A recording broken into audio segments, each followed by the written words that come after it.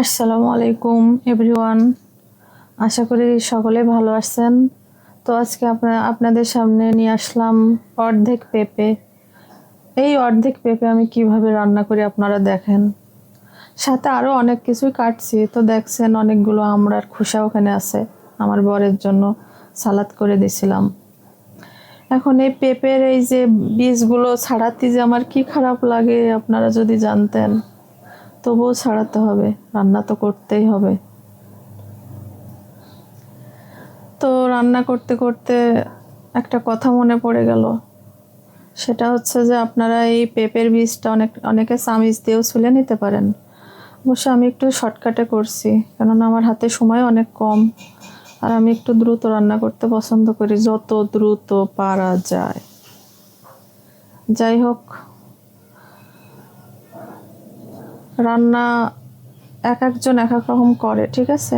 রান্না হচ্ছে একটা আর্ট, আপনি যেমন রান্না করবেন সেটাই রাইট। তো এখন কুটছে হচ্ছে পেঁয়াজ।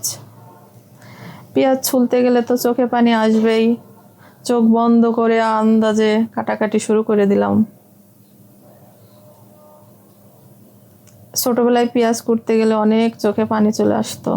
মা যখন বলতো পেঁয়াজ কাটো, তখন তো মনে করেন কান্নাকাটি শুরু হয়ে যেত। তবুও মার কাজে হেল্প তো করাই লাগে। তো সেই অভিজ্ঞতা থেকে পেঁয়াজ রসুন কাটা শিখে গেছি, রান্না করাও শিখে গেছি। এখন এই যে আপনাদের সামনে নিয়ে চলে আসলাম। তো আমি নতুন নতুন, তো এই জন্য একটু অনেক কিছুই আপনারা কম বেশি দেখতে পারছেন ক্যামেরায়। তো কিছু মনে করবেন না, আমারে অবশ্যই সাপোর্ট করবেন। আমার ইউটিউব চ্যানেল, আমার টিকটক চ্যানেলটা অবশ্যই ফলো দিবেন। তো চলে আসলাম এখন বাটাবাটিতে। আসলে পাটায় বেটে রান্না করার মজাই আলাদা, যে যতই বলুক। এখন অত্যাধুনিক অনেক যন্ত্রপাতি উঠছে, মশলা ফিসা। তো আমি মনে করি ওগুলোর স্বাদ আর পাটায় বেটে মশলার স্বাদ সম্পূর্ণই আলাদা। যেমন চুলায় রান্না করার টেস্ট আলাদা, গ্যাসের চুলায় রান্না করার টেস্ট আলাদা। তো নিয়ে আসলাম। আমি অবশ্যই পেঁয়াজ রসুন মরিচ একসাথে করে বেটে নিতে পছন্দ করি। তো জিরে বাটলাম, এই এখন পেঁয়াজ রসুন আর মরিচ বেটে নিচ্ছে, একসাথে বেটে নিচ্ছে দুটো মশলার মানে দুটো তরকারির মশলা আর কি। সিম্পল রান্না করি আমি, অত জাঁকজমক, অত আর্টিফিশিয়াল রান্না পারি না। আমি যেমন তেমন, ঠিক আছে। তো বাটা শেষ, এখন দিয়ে দিলাম কড়াইতে সেই বিখ্যাত ইলিশ। যেই ইলিশ খাওয়ার কারণে হাসিনা আমাদের দেশ ছেড়ে পালাইছে। তারপরে সাথে কিছু দিছি, ওই যে ইলিশের ভিতরে যেই আর কি নাড়িগুলা থাকে, কানকো, ওইগুলো আমি আমার ভালো লাগে, আমি শাক দিয়ে চচ্চড়ি করে খেতে পছন্দ করি। তো একসাথে আর কি এই যে তেল নুন আর হলুদ দিয়ে একটু জ্বালাই নিলাম।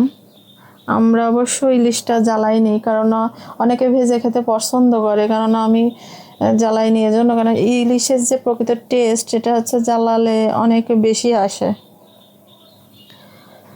মাঝে মাঝে ভেজেও রান্না করি, এমন না যে রান্না করি না, মোটেই ভেজে করি। কিন্তু আমার কাছে কেন জানি মনে হয় ইলিশ যত জ্বালানো হয় তত এর টেস্টটা দ্বিগুণ দ্বিগুণ বাড়ে। তো ইলিশ জ্বালানো শেষ, এখন চুলায় দিয়ে দেব পেঁপে। আজকে পেঁপে দিয়ে ইলিশ রান্না হবে। অনেক দিন পর পেঁপে দিয়ে ইলিশ রান্না হচ্ছে আমাদের বাসায়। তা আর আমাদের ইলিশ তো তেমন খাওয়াই হয় না, কারণ আমাদের বাসায় ম্যাক্সিমাম অ্যালার্জির প্রবলেম, মানে বেশিরভাগ খাবারেই অ্যালার্জির প্রবলেম। তো হাতে গোনা কিছু খাবার আমরা খাই, যার কারণে অনেক কিছুই হয়তো হয় না অনেক সময়। এই যে দিয়ে দিলাম এবার পেঁপে।